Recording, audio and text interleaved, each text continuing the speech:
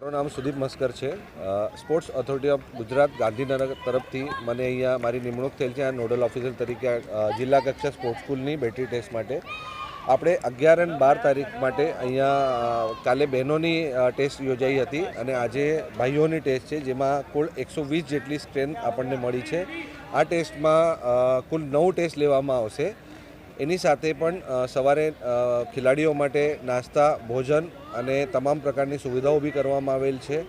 અને સાથે ઓબ્ઝર્વેશન માટે પણ અહીંયા અમે જિલ્લા એસોસિએશન અને તેમજ એથ્લેટિક ફેડરેશન એસોસિએશન તરફથી પણ ટેકનિકલ માર્ગદર્શન માટે અમે સાજિદ સરની સેવા લીધી છે.